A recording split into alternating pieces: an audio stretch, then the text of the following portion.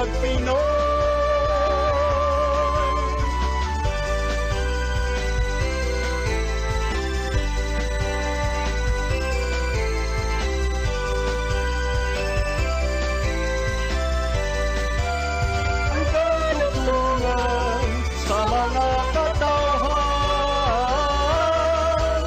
Hello Cebu,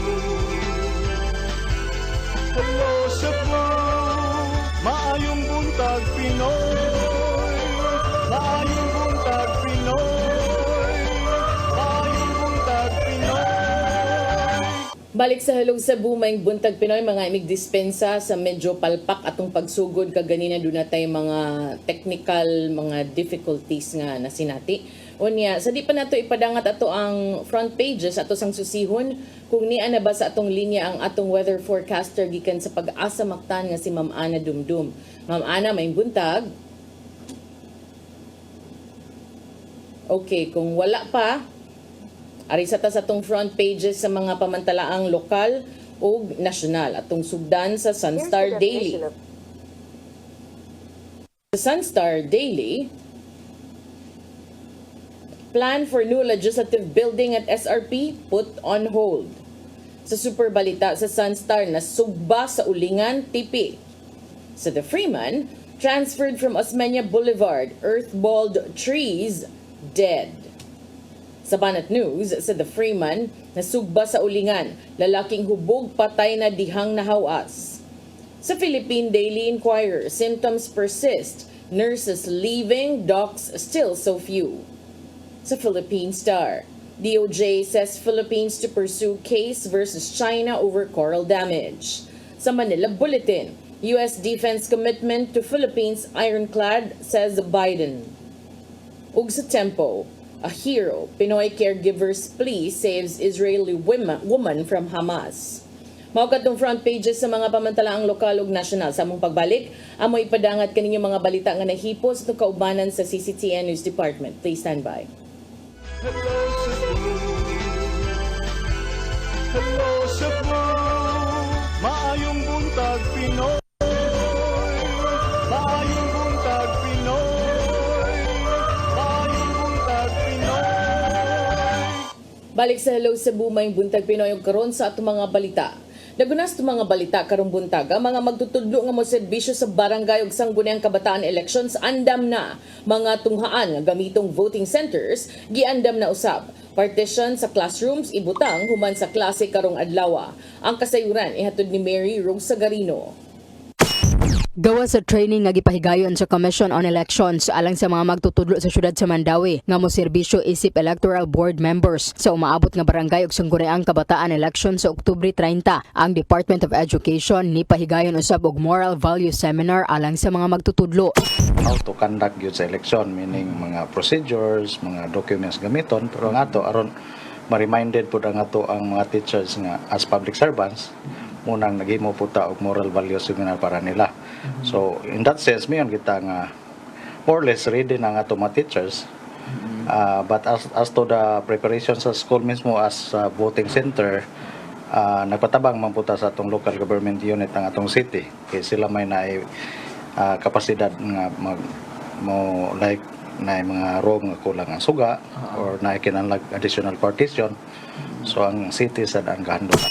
Ang superintendent niingon nga walay polling precincts nga ipahigayon sa gym sa tunghaan. Hinuon gamiton ang ubang gym o uban panghawanan isip canvassing area. 660 ang polling precinct nga gamiton sa eleksyon sa Mandawi. Apil na niini ang mga classroom nga ipartisyon. Ipatuman ang partitioning sa pipila ka mga classroom aron modaghan ang polling precinct tungod kay ning daghan ang botante sa syudad. Ang himuong partition ang gisugdan na kuno og deliver sa Department of General Services sa mga tunghaan kini i-install human sa klase karong Biyernes. Ang Bacilid Elementary School ang usa sa mga tunghaan sa syudad nga walay dakong espasyo. Gani ang i-partition nga classroom adunay usa ka pultahan. Wala usab sila waiting room. Ang ilahang himuon nga waiting area mao ang ilang stage. Hinuon gipangandaman na nila ang pagdagsa sa mga botante.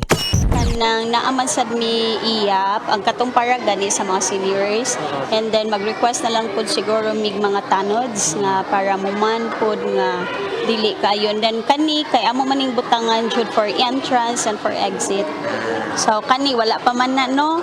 So butangan gyud na namo same ato sa pandemic nga gibutangan namo siya for kani for entrance ra niya, this way is for exit. Ano siya. Kay gamay ra man ang school. Mary Rose Sagarino, CCTN News. Kapulisan sa syudad sa Lapu-Lapu hugot na sab ang gihimong pagpangandam alang sa kalagkalag. Lakip niini ang pagbalhin sa police personnel ug paghatag og seguridad sa mga samang. Ang kasayuran ihatod ni Fudge Anthony Inso. Gawa sa maabot nga piniliay, lakip nga gipangandaman karon sa kapulisan sa syudad sa Lapu-Lapu ang maabot nga pagtimaan sa kalagkalag karon Nobyembre 1 ug 2. Matod ni Police Lieutenant Colonel Christian Torres, spokesperson sa Lapu-Lapu City Police Office kanel LCPO, nga lakip nga ilang gipangandaman ang pagdeploy og mga personnel sa mga samang, hilabi na nga wala pa matapos ang election period atol sa kalagkalag. Hinon gitataw ni Torres nga igo ra ang ilang mga police personnel, gani ni-augment pa sila og mga police ngadto sa Police Regional Office kun Pair 07 sa piniliay. Sunod man ang undas, mana ang ato ang deployment sa personnel sir, ato gyud ang gibahin sir nga dili lang ta focus sa election lang, considering sa kana dool naman ang undas sad nana sa tay gi-deploy na sir kay nana may mga limpyo ana din na yung mga tapok sad sa mga interview mana. Subay nini pa din nga giawhag sa LCPO ang publiko nga moduaw sa mga samang nga likayan ang pagdala sa mga gidili. Sama na lang sa hait nga hinagiban, gambling paraphernalia, ilimnong makahubog ug mga gamit sa pagsaba-saba sama na lang sa speakers. Pahimang no usab sa LCPO nga pabilin nga epektibo ang pagpatuman sa gun ban. Hinungdan nga gidili ang pagdala og mga armas bisan pa man og doon na sila permit nini basta wala sila exemption gikan sa COMELEC. Ang ipanawagan sa ato ang mga lumulupyo sa Lapu-Lapu nga moadto sa cemetery nga atong mga usual nga atong gidili sa mga unang undas, maura gihapon na gibawal gihapon ang pag-inom-inom o pagduwa o baraha sud sa sementeryo, as well as pagsaba-saba o magda sa mga hinagiban nga butang sud sa cemetery, as well as ang kato mga especially ang armas, considering gun ban pagyapon na do man na ang election. Ang November 1 and 2 is appeal gyapon sa gun ban. Nasairan nga dunay upat ka mga pribado ug pampubliko nga samang sa mainland sa syudad samtang usa didto sa Islas Olango. Fudge Anthony Inso, CCTN News. Cebu South Bus Terminal andam na alang sa gilaumang pagdagsa sa mga pasahero nga musakay sa tagsa-tagsa nilang padulngan. Subay na kini sa taas-taas nga bakasyon gikan sa eleksyon hangtod na sa kalagkalag. Ang kasayuran ihatod ni Gia Navarro. Gipangandaman sa Cebu South Bus Terminal ang gilaumang pagdagsa sa mga pasahero karong taas nga bakasyon. Mas gipadaghan na ang ticketing booth alang sa mga mulukat og ticket sa bus o sa VHAR alang sa mas hapsay nga pagsulod sa terminal. Mas gipaluwag na usab ang waiting area alang sa mga pasahero samtang napaabot sa paglarga sa ilang pampublikong sakyanan paingon sa kalungsuran. Sinimo pagsubay sa news team, ready to install na usab ang mga air conditioning units. Kabay na kini sa pag-renovate sa terminal alang sa mas hapsay pa nga pagpaabot sa mga pasahero. Ipatuman usab ang hugot ka seguridad sa palibot pinagi sa mga sakop sa otoridad. Iya daghan ka big tent nga gibutang aning Ma'am Rodinita Isgana niya plus ani ni Sir Edo no lawas no Sir Edwin daghan kay preparation. In fact do natay additional gali nga ticketing booth. Murag pito ni kabok atong additional ticketing booth nga gihatag. Unya makita nimo nga giri-arrange ang atong mga siya. No? Unya ang nakanindot ani katong gobernador nihatag og free sa tanang mga CR. Nya makita na to karon og unsay gihangyo sa publiko. Alang sa mga manglargahay nga mga pasahero, giawhag sila sa kadagkuan sa CSBT nga kumahimo musayo sa terminal. Hayan likay usab ang pagdala og daghang mga bagahe aron dili na mahasol kadugayan. Hugot usab nga gilikayan ang mga mahait nga hinagiban ug ubang armas de fuego aron masiguro ang luwas nga palibot sa terminal. Gian Navarro, CCTN News. One-way traffic policy patuman sa Cebu City Transportation Office sa mga karsada nga dunay dagkong menteryo ato sa adlaw sa mga santos ug kalag. Ang kasayuran ihatod ni Sheriza Mayoy. One-way traffic policy sa kadalanan nga dool sa mga dagko nga samang ang ipatuman na unya sa Cebu City Transportation Office atol sa adlaw sa kalagkalag. Subay niinigyangyo sa Pangulo sa CCTO Raquel Arce ang mga motorista nga sundon ang mga traffic sign nga ilang ipamutang sa mga kadalanan alang sa paspas nga pagbisita sa mga tao sa ilang mga mahal sa kinabuhi nga nipanaw na. Gani ipakatap sa CCTO ang ilang mga personnel uban ang mga pulis, tanod ug uban nga mga auxiliaries aron sa pagsiguro nga mosunod ang pagpatuman sa traffic scheme sa syudad. Designate nga parking for our auxiliaries, no? So adto ra sad sila kay ang mga menteryo sa sud cemetery wala gyud tay gitugot nga mga sakyanan nga musud sa mga menteryo. Patuman na unya ang one-way traffic policy sa Virama Avenue gikan sa Natalio Bacalso Avenue padulong sa Guadalupe sugod Oktubre 31 hangtod na sa Nobyembre 1. Samtang right din lang niini mao ang ihatag alang sa mga sakyanan nga mamahimo nga paparkingan. Alang sa kareta ang mga manindahay sa sulod, ibalhin ngadto atbang sa sementeryo ug mousab ang drop-off area alang sa publiko. Sugod Oktubre 27 hangtod na sa 30, ipatuman ang istrikto nga no parking policy sa karsada sa Queen City. Ug sa October 31 hangtod na sa Nobyembre 1, tugutan sab ang pagparking sa mga sakyanan. Signages lang. Ato anang hayo sa atong mga kaigsuonan nga mamisitahay dili magpataka og park sa ilang mga sakyanan. Tan-awon ang mga signages kung no parking, no parking. Unya wala gyud exempted. Bisan ang ato ang kapulisan, ang ato mga tanod o any mga auxiliaries na. Samtang miyang usab sa publiko si Traffic Management Council Chairman of the Board, Attorney Ray Galon nga patasan ang pasensya ug pagsabot sa maong nauyunan sa TMC Board nga traffic scheme sa syudad. Sherry Zamay Uy, CCTN News.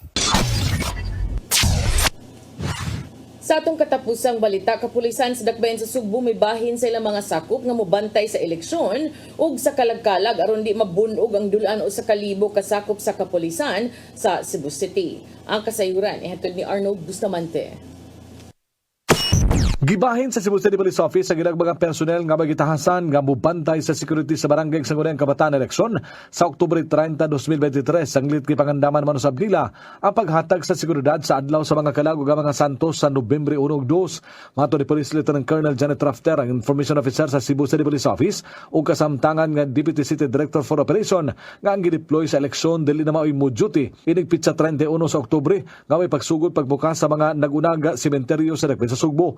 Pasabot ni Rafter nga dili mahimong epektibo ang usa ka pulis kun ipadiretso kini duty paingon na sa kalagkalag. Sanglit gikapoy na kini pagbantay sa eleksyon ngayon ang ituan nga maabtan pa sa kadlawon. Naatay mo nang ato na po nag-reserve ang ato ang mga pulis nga mag-duty sa Pitsa Uno. Kasi syempre kato mga nag-duty po na ng eleksyon nga labi na gito maabtan og mga kadlawon, dili po to nato pwede po nga i-deploy dayon kasi dili naman po na sila effective. Duna 21 ka mga samang Dakbayan sa Sugbo, apan ang 13 niini nasa bukirang dapit samtang ang 8 nasa urban area ug 5 lang ang ipatutukan nga mga dagkong sementeryo. Kini mao ang Calamba, Carreta, Pardo, Queen City Garden ug ang Chinese Cemetery nga may dugukunon sa mga tao. Atong tibuok sementeryo sa tibuok Cebu City to include the rural and the urban barangays there are 21 ang ato ang mga samang. 13 of these are from the sa dito na sa mga bukiran natong bahin, but the 8 are here in the rural. Mo na siya 21 but we are concentrating more on the rural gyud nato nga urban nga mga sementeryo.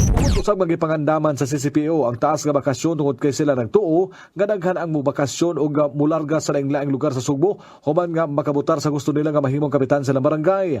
Subay niini makikilayon ang kapulisan sa mga barangay tanod aron namagan sila nga moving sa mga subdivision o mga residential area aron malikayan nga mabiktima sa mga kriminal. The security, we have also coordinated with the BPSO nga magrundag yun, especially mga subdivisions nga biyaan nila sa nga wala ang mga tao for how many days. So again, this is going to be a 9-day vacation for ang uban ang one pod is semestral break pod sa atong mga kabatan-unan. So maybe most of the families or most of those residents here in Cebu will enjoy the long days of vacation. si Police Lieutenant Colonel Janet Rafter. Wala pa hinon makamonitor ang kapulisan nga dunay hulga sa seguridad sa duha ka mga dagkong kalihukan nga mao ang DSKA 2023 ug ang kalag-kalag. Arnold Bustamante, CCTN. Bago itong mga balita ang nahipo sa CCTN Channel 47 News Department headed by News Manager Kapitan Dennis Tabar. Hindi ko itong nakita sa Sari 47 din sa CCTN Channel 47. Duga mga balita o pag-isgot-isgot luyo sa mga balita. Tinindot kang balita, gikan sa Kapitolyo, ang Sugbo Merkadong Barato, SMB. Sa dili madugay, mobaligya na og tag 20 pesos matag kilo sa bugas. Bugas sa National Food Authority kung NFA. Si Governor Gwen Garcia sa meeting sa mga mayor niadtong Miyerkules na kaniyon nga ang lalawigan sa Sugbo mitagana og 1 ka milyon o 1 ka gatos ka milyon ka pesos alang sa pagpalit ni NFA rice o iapod-apod kini sa 51 ka mga kalungsuran kung local government units at pinatingalin ini ang mga syudad nga dili highly urbanized. It will be the LGUs nga maoy mo apod-apod sa pagbaligya nini ngadto sa mga indigent constituents nga ilhon nga giila na sa DSWD. Kato pa kada mga pobre yun na naana sa listahan sa DSWD nga mga pobre. Ang gobernador ng kaniyon nga kining SMB kung Sugbo Merkadong Barato ilusad sa provincial government sa dili madugay. Ug unya abli kini kalima ka adlaw sa usa ka semana gikan sa Lunes ngadto sa Biyernes. Ang gobernador ni-emphasize noon nga ang NFA rice limitado lamang sa 5 ka kilo matag simana sa matag tao nga giila sa DSWD. 5 ka kilo matag simana. Suma sa Sugbo News, nalaing 1 ka gatos ka milyon ka pesos ang gitagana usab sa pagpalit sa commercial rice nga ibaligya sa barato gihapon nga presyo, provided nga ang mga buyers mupalit usab og lain nga mga butang o mga produkto gikan sa SMB sama sa farm products o iyon man usab mga sea harvest kana mga gikan sa dagat. Ang Kapitolyo gipaabot nga ma-absorb labing minus 10% nga alkanse sa 100 million pesos. Sa ato 100 million, malkansi sila mga 10 milyones. Tungod nining ilang himuon, aron lang yun nga mahatagan nila og kahigayunan ang mga kabus ka mga Sugboanon nga mga palit nining barato nga bugas tungod sa tuwa nga high inflation karon. Ang gobernador ni-emphasize sa atul sa meeting nga ang limite nga 5 ka kilo matag simana sa commercial rice mao gihapon ang mapalit sa mga customer. Gipresentar ni Governor Garcia ang ideya og iyang nakuha ang commitment sa mga mayor og mapil kini sa mga programa aron nga ang ilang mga konstituente iyang matabangan. Okay kon, di ba? Oo, importante na. Muna ipaabot sa mga tao. Hay man itong 20 pesos ang kinong bugas saan ni Presidente Marcos. Diara, Pwede patuman lagi ni Governor Garcia. Pero subsidized. Pero, nag-unag yapon ang Cebu patuman. Cebu yapon. Ugo niya, dili tanan makapalit. Katong gi-identify na sa DSWD, na nas listahan sa DSWD nga mga kabos. Okay? 5 ka kilo matag tao identified sa DSWD matag simana. May na. May na kaya na. Balik na takon. Balik may man sa pipila ka painomdom, please stand by. Hello Cebu, hello Cebu, maayong buntag Pinoy, maayong buntag Pinoy, maayong buntag Pinoy. Parang sa Cebu, may buntag Pinoy, konsti laing maing balita.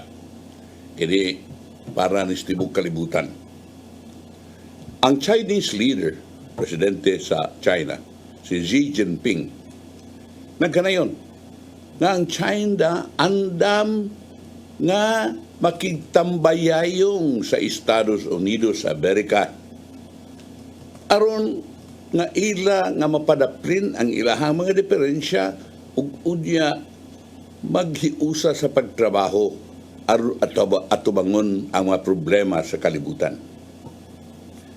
Kini mo'y dako kayo nga paglaom nga mahinayon gayud ang meeting tali kaniya ug ni US President Joe Biden karong tuiga. Sa suwat nga gideliver sa annual dinner sa National Committee on U.S.-China Relations sa New York, si Xi, suwat ning Xi, nagkanayon nga whether or not the U.S. and China could establish the right way of getting along would be crucial to the world, according to the state media. Si Xi mitawag og more stable bilateral ties, which he says should be built on the principles of mutual respect, peaceful coexistence, and win-win cooperation. Comes as the Foreign Minister si Wang Yi nagpreparar nga mobisita sa Washington, D.C. karong simanaha. Ang mga pagbisita ikatakda nga mahitabo karong Huwebes. Suma nining atong report og mao kini ang usa ka gitawag og high level kini nga panakita sa mga opisyal sa China ug sa Amerika. Ug mao kini ang magpreparar sa pagbisita ni President Xi Jinping ngadto sa Amerika aron magkakita sila ni Presidente Joe Biden. Nindot kini mga higala nga ingon nato nga kalambuan tungod kay dili lamang sila mo mabuglahan niini apil ta nga naman tungod kay si Joe Biden nga pagkikitaan ni Presidente Xi Jinping baguhay lang. I think the other day niingon nga ironclad ang among pagdepensa sa Pilipinas kung ugaling atakihon sila sa China. Sa ato pa, kung ugaling adunay mga panghitabo, dunay mga masayop magkahinoon o atake or sayop magtira diha makablitan barang kanyon diha kung sa mahitabo. Paduong dito sa bisan unsa, sa aeroplano, sa barko, sa bisan unsang mga iya sa Pilipinas. Sa unsang bikil. Unsang bikil. Mulihok dayon ng Amerika aron pagtabang sa Pilipinas.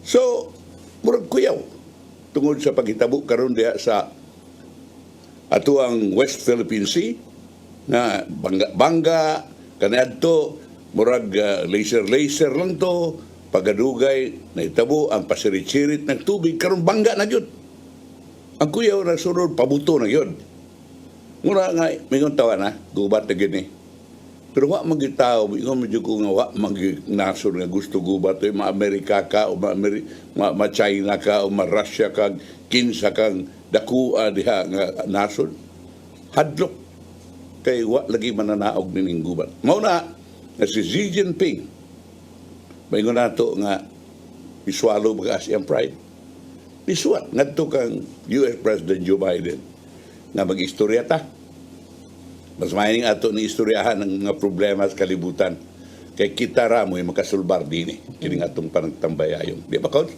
Oo, para na ko mas maayo kanang kung madapag istorya mas maayo.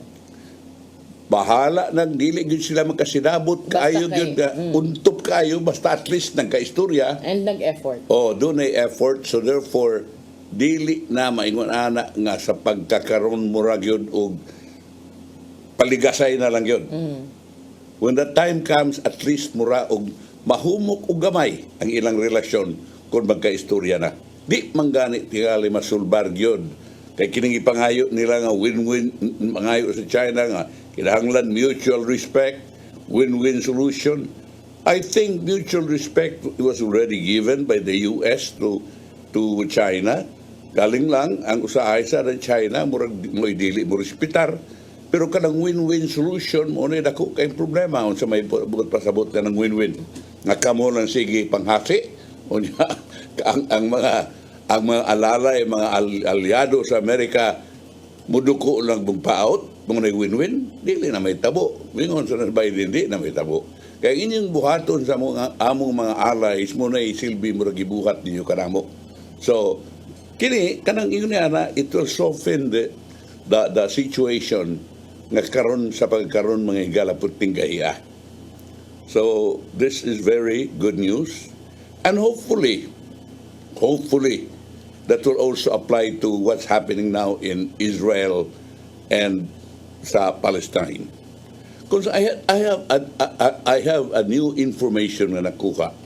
Kaya kaya tugod nga tuang at ay balisin ko nang Nikos ha. Kaya nag-istorya na magitag na ako mag-inisgutang ang Palestine ug ang Jews. Kining ang ako gyud pagtuo kadto nga Palestine ug ang Jew kontra ginaan. If you talk about Palestine, murag maka sa Bible good cons do na may gitawag og kontra sa Jew katong Philistines. Kadto si katong gipatay ni katong Goliath, Philistine man to. Katong yang grupo mo to yung mga Philistines. Ang nahitabo di ana kanang lain-lain maning mga tribe, no? Usa sa mga tribe is the tribe of Judah. Kaning tribe of Judah mo ni gipuy-an ining mga Jews mo nang kanang Judah ay gikuha na sa word nga Judah, Jew. Unya kanang mga Jew diha during the Roman Empire gi-atake na og unya napildi na sila sa Rome, sa Roman Empire. Na papahawa ng mga Jew diha sa kaniadto Judah. Pero pagkahuman ni ana giilisdan sa Roman Empire ang Judah og ngan nga Palestine nga naman agi og pag-spite aron nga kay kabaw man siya nga ang Jew kun Hudiyo kontra og ang Philistine iyang gisnganlan og Palestine kanang armadul-duol. Pagkahuman namalik ning mga Jews diri sa Judah nga karon gitawag nag Palestine, ang ilangan dili na Jews kundi mga Palestine na sila kay Palestina na may ngahan sa lugar. Mura na nga mao na ning Palestine mo ni giingon sa usa ka researcher that the Palestinians and the Jews pareha og dugo. Parihara na sa dugo, pero ang naitabo niya na the Palestinians when they came back to Judah, which was named Palestine, gi-convert into Muslim. Unya ang mga Jews mao ni mga Christians. Mo na nagkaatbang ni samot Jew ug Palestine, but suma pa sa researcher kada silang Palestine ug ang Jew parihara na sila og dugo. Ang Hamas is really murag mga rebelde na nga mao ra gyud gihapong dugoa pero mga rebelde parehar gyud sa ato dunay mga NPA, dunay mga komunista, dunay mga Moro National Liberation Front, dunay mga ingon-ingon na yan. So bodi ay na nga kanang Palestine ang dugo niya na isa naamay mga kwan, naamay mga DNA karon. Pahimo man nagtanahon ang mga DNA makita pa na nimo masubay. Yeah. Masubay man animo og unsa gyud ang ilahang mga dugo. So makita gyud kuno nga kana sila Jew gyud na sila. Pero reader. Anyway, para yung tas atong mga balita ko. Kining drive financial assistance pero murag kay kog sabutan niya kay si Cebu City Councilor Pastor Alcover, si Jun Alcover. Buot nga dunay himuong feasibility study sa usa niya ka measure nga maghatag og 500 pesos nga financial assistance sa mga registered senior citizens nga dili qualified nga makadawat og 12,000 pesos nga financial assistance o sa persons with disabilities sa syudad sa Sugbo isip Christmas incentives. Na adi ay makadawat og 12,000. Ambot og unsay qualification ini. Kay ang dili ko makadawat og 12,000 nga Christmas incentives, bonus sa Christmas. Maayon ta kunong tagaan 500. Gusto niya nga doon ay feasibility study nini. Si Consul Alcover nga maoy nangulo sa Senior Citizens Council, siya privilege speech atol sa regular session sa City Council at Miyerkules ng kanayon. Nga this request is motivated by the sentiment sa ubang mga senior citizens nga dili qualified nga makadawat og 12,000 pesos nga financial assistance under City Ordinance 2453. Ako niya ning i-research kung saan ng City Ordinance 2453 cons. 2453. Oo, i-research ko nun kung saan kay naaman ko rin makadawat og 12,000 pesos niya na. Subay ni diisip pag sa ulog sa Senior Citizens Month, basin pwede natong matagaan og financial assistance ang tanang nga senior citizen nga rehistrado sa Cebu City. Nakita mo kon? Kuan. 2453 kay Senior Citizens Financial Assistance. Kinsa man kuno qualified to receive? Isa, ha? Ang kanang ilahang qualification, wa man gibutang diri ang qualifications, wala diri ang ordinance. Anyway, ang kaniti nga pasabot niyang 12,000 yearly tingali ni. Ang 1,000 a month tingali ni, no? Anyway, ang iyang pasabot karon kadto kuno wa ma-disqualifying nga magadawat og 12,000 pesos. Kay basin pwede nato matagaan og gamay nga financial assistance. Si Alcover nihangyo sa Office of the Mayor to study the feasibility of giving the financial assistance this December 2023 ngadto sa tanang registered senior citizens o PWD sa Cebu City. Ang maong kalihukan gi-approve sa City Council. Atol sa discussion sa Majority Floor Leader Jocelyn Pesguera, nagkaroon nga for this year alone, ang gobyerno has already allocated 1 billion pesos alang sa benefits sa mga senior citizens. It is already equivalent to 15% of the actual collection of the city. Mr. Chairman, if Member Alcover will also take into account out of the collection, about 50% goes to salaries, sumaat ni Pesguera. Si Pesguera further said that until 50 billion pesos budget is met, the Council cannot approve any supplemental budget. She added that although the intent of Alcover's request is good, it would be beneficial to source out the 500 pesos incentive. Sumakang Alcover, nga syudad, adunay kapin sa 80,000 qualified senior citizens o 10,000 kauban dili ni qualified nga makadawat og financial assistance. Okay. Gingon ni Konsehal Joy Pesguera nga hangtod kuno nga ma-met sa ato pa makabot ang 50 billion nga budget. Unsa man na budget ang 50 million nga gi kuan man na cons wa man aprobahin ni Mayor Rama gi say tawag der cons. Givito. Iya man ang givito. There's no such thing as a 50 million peso budget. There was. But wa man siya makauyon atong i-present sa sa City Council. Ang City Council, di ba, there was a veto muna nga. Tapos ayun, og kining 50, ang budget karong 2023 is already, is 50 million. As a matter of fact, ang atong mahibawan niya na is, if the budget proposal for the year, for example, 2023, is vetoed sa ato pa, wa kay budget for that year mo take effect katong budget sa 2022 which is much smaller than 50 billion. So what 50 billion are we talking about here? Nga unsa may nagtabo atong givito ni Mayor Osmeña. Mayor Mike Rama. Napasar na lang to? Dili, siguro kay na veto man. Tingnan sila rin nagpasar niya, wala takibaw. Nanganong hisgot man si Councilor Pesguera nga hangtod nga ito ang ma-met ang 50 billion peso nga budget. So therefore, there's a 50 million peso budget. of which ang akong gituan givito na ni Mayor Rama. That I don't know. Kay kung anong maingon man siya until it is met. So wala pa na meet. All against until it is met. That means there was a 5 billion peso budget. A Ilang 50 billion peso Wala budget. sigurong gi-push to allocate. But wala pa man siguro yung funds. I don't know. Or wa pa'y kakuhaan.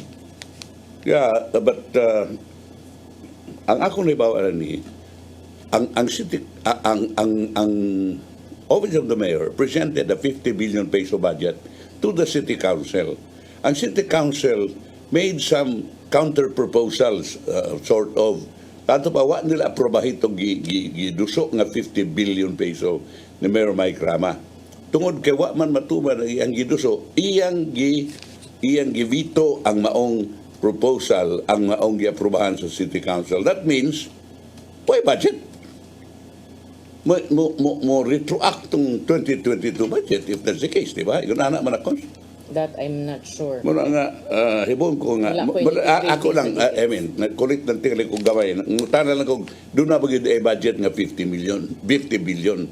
Mubita na karon hibong siya ko nga pag-present na sa ni Mayor Mike Rama og 100 billion. Iko ha? 100 billion? Wa pa ganitong 50 billion, karon na 100 billion na. I think the 50 billion came from the President's mouth.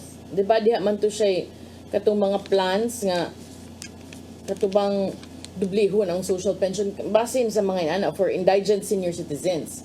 So indigency is required. That could be. Pero budget ang gisulti gikuha ni Pisgera eh. Si Councilor Pisgera further said that until the 50 billion peso budget is met, the council cannot approve any supplemental budget. So therefore, what 50 billion peso budget are we talking about here? What talking about I'm sorry, no, Councilor Pisgera, at of course mas knowledgeable ka kay namo. We were born. I might be born yesterday, but wa ko magtuong doon na 50 billion peso budget. Di ko familiar. I also don't want to kanang assume ba kay sila gid ang nakabaw sa details, especially when it comes to funds. Unya, kuyawan ko ingon ana kay it might plant a seed in their heads kay ang mga uban ra ba dali kaayo in town mga kanagay musaka ilang hopes when they hear talks about that. So kana tan-awonon pod. Yeah, so that's that. So Nice sir na ilan ng klarohon sir kay para at least na ka ng katinawan ang mga yeah, I hope I can possible recipients. I can have contact with your Alcover somewhere along the way. Kay I would like to know usaning 12,000 nga madawat sa bautingan ni ang yearly cons kang 1,000 a month nga mo ang madawat permi. Kung 12, kanang 1,000 a month. No? 12,000. 12,000. Mo tingali ang madisko ang dili makadawat nini dato pa dili qualified nga makadawat nini mo tagaan og 500 pesos nga financial assistance Para at this least- coming Christmas. For at least na At least alam. na sila madawat mo tingali mo ni tingali pag mo tingali ni ang good pasabot. Anyway. Onya kining may kining turing pili-pilion ha. Kining gisugo ni Mayor Mike Rama ang review sa City's Joint Venture Agreement with Tukagawa Global Corporation sa street parking operations. Human ang Commission on Audit i-issue og recommendation for such action.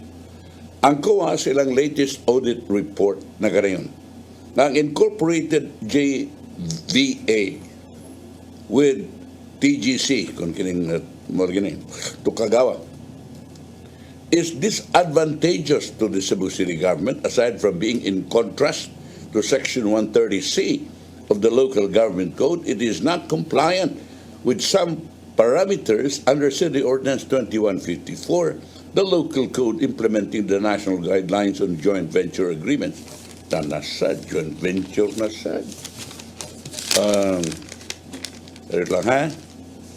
Kining, for all intents and purposes, the joint venture agreement was not an agreement to undertake an investment activity but merely a concession of governmental functions involving collection of charges to a private entity, contrary to Section 130C of the Local Government Code.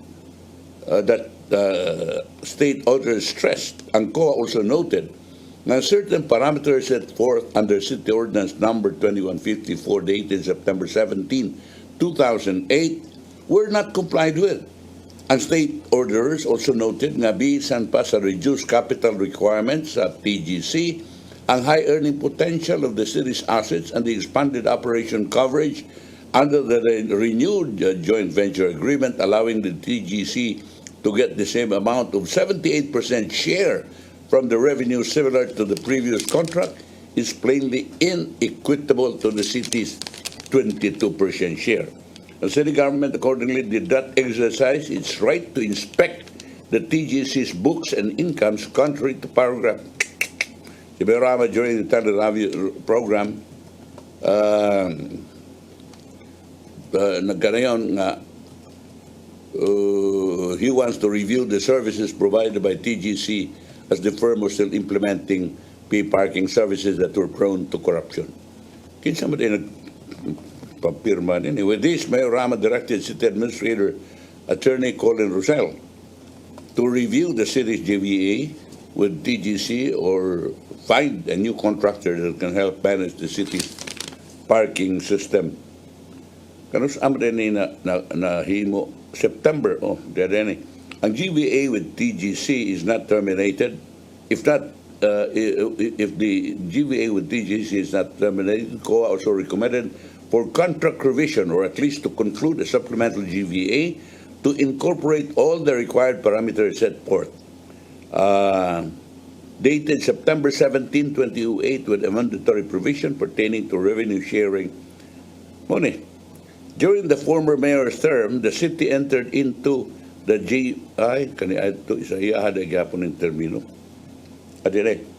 the city noted that according to COA, the city under the term of former Mayor Tomas Osmeña entered into a GVA with TGC in order to address the lack and shortage or absence of tangible and or viable parking management problem. During the former mayor's term, the city entered into a GVA with TGC first in November 2018 for a term of 2 years and was renewed February 8, 2022, this time for a term of 5 years. Rama said the city government does not have to wait until 2026 to rescind the JVA with TGC. Gusto niya ang kontrata be reviewed as soon as possible, especially after he found out that the firm had put up too many pay parking slots around the city. So ang mangubra din yung pay parking, they should have park pa din private din. Depende kung sa establishment, kung mo contract sila private establishments. Wala mo tayo panahon din. At ipadangat ang giandam ni Tatay Dodong aning pulong kinapuhi.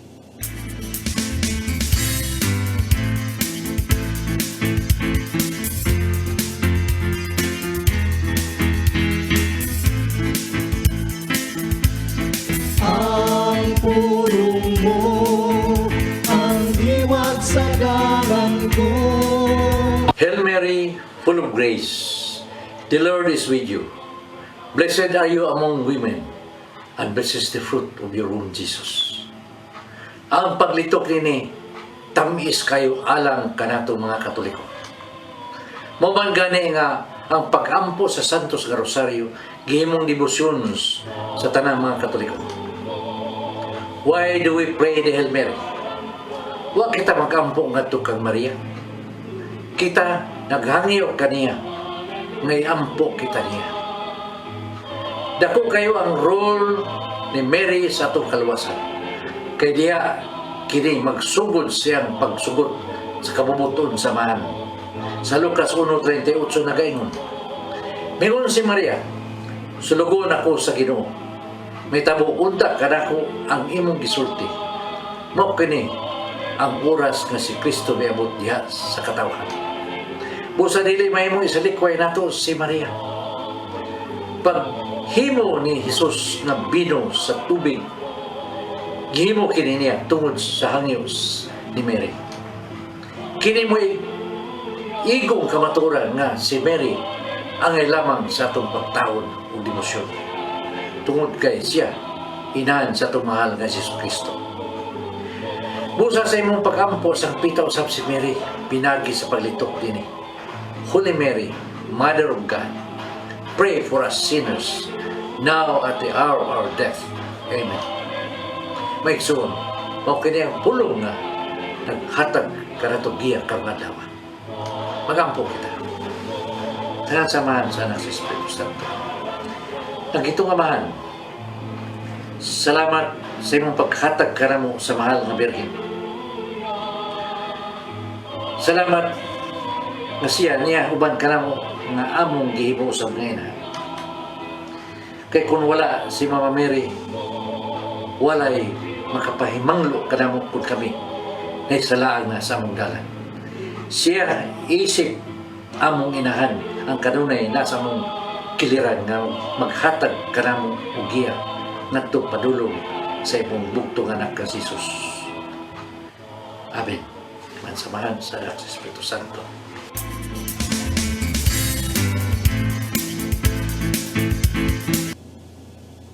Pulong kinabuhi ni Tatay Dodong Lunchua may nagtapos sa itong tulumanon. Dagang salamat sa koyog sa Philippine Airlines.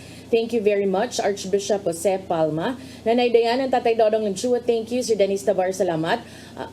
At tumang kaubanan sa TOC, Sir Robert, Miss Inday, Sir Anton, Sir Richard, Miss Joanne sa newsroom, Sir Michael, Sir Del, Sir Raymond, Sir Bruce, ug diri sa studio si Ferdy. Ako si Maluy Nocando Tabar. Ako sa Osmani Del Santos Rabacal. Hello Cebu, maing buntag Pinoy. Antun sa Lunes Pohon. God bless. Bye.